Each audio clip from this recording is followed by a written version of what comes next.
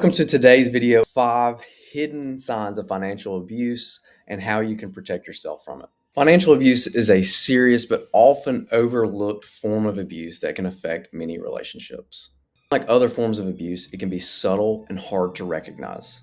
And that's because it involves controlling your partner's financial independence and freedom.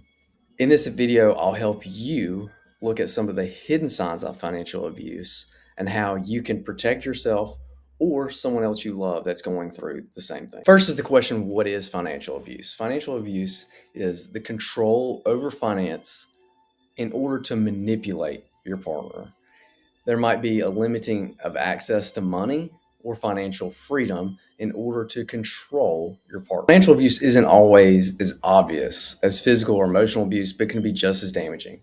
It often involves limiting a partner's access to finances, preventing them from having financial independence. This can mean anything from restricting access to bank accounts and credit cards to controlling how money is spent. It can trap victims in relationships because they feel financially dependent and unable to leave.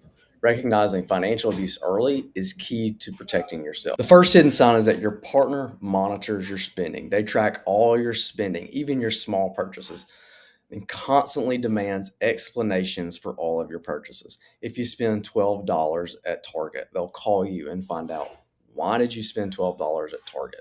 If you spent $35 at the grocery store or at Dollar General, they're trying to figure out what you bought with that money. We're talking here an excessive monitoring of spending.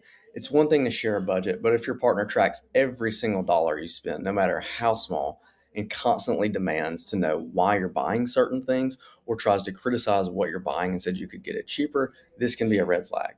They may justify it by saying they're being responsible. In reality, it's just about controlling how you use your money. This monitoring also goes beyond healthy financial planning and becomes a way to limit your financial freedom. If you feel you can't make simple purchases without fear of your partner's reaction, you may be dealing with financial control issues. The second hidden sign is no access even to shared accounts. You may have an account where your paycheck goes into and you ask your partner for the online ID so you can get access to it, and they give you excuse after excuse as to why you can't get access, or they hide financial information. Your partner may receive his paycheck in a separate account and then put money into a shared account for you guys to pay bills. In a healthy relationship, both partners should have access to joint accounts and an understanding of the household's finances. But if your partner keeps keeping you in the dark, changing passwords, or not letting you know how much a certain bill is, it's a clear warning sign. Not having access to your own finances or shared resources can leave you vulnerable and dependent on your partner for everything.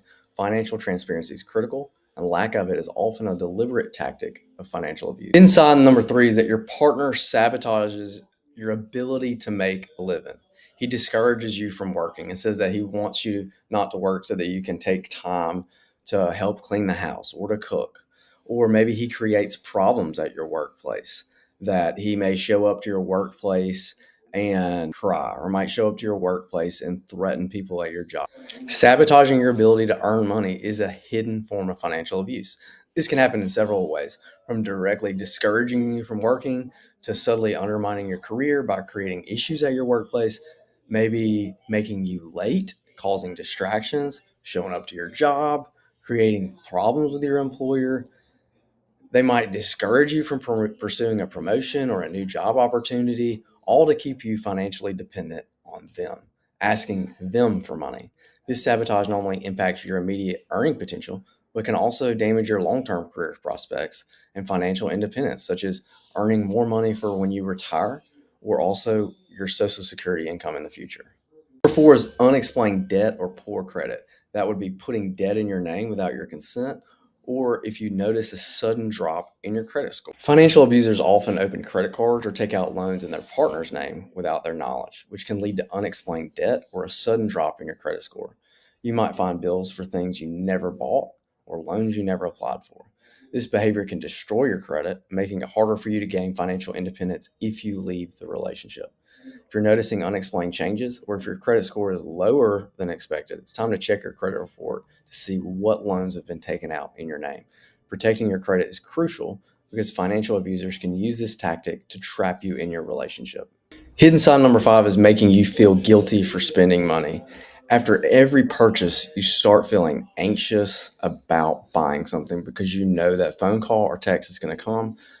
Your partner makes you feel unworthy of spending even your own money, or makes you feel even worse because it's their money and they're not allowing you to get a job. Financial abusers often create a dynamic where you feel anxious about making purchases, even for essentials such as shampoo or conditioner, something that simple. They might make comments that you feel like you're irresponsible with money or undeserving of this financial independence. This emotional manipulation keeps you from asserting control over your finances. If you constantly feel guilty or worried about spending money, it could be a sign that your partner is using guilt to control your finances. Now you may have watched this video and think, okay, I'm getting financially abused. What do I do now? This is how you protect yourself. First, you need to gather your important financial documents. You need to make sure you have your own bank account, and then you need to consult with a financial advisor or a lawyer to figure out where to go next. If any of these signs sound familiar, it's important to take steps to protect yourself. First, gather any important financial documents like account statements, tax returns, bills, and make copies of them.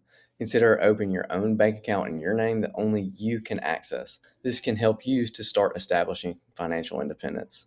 Consult a lawyer or a financial consultant on how you can get your freedom back. Planning will make a big difference on how you can protect yourself going forward.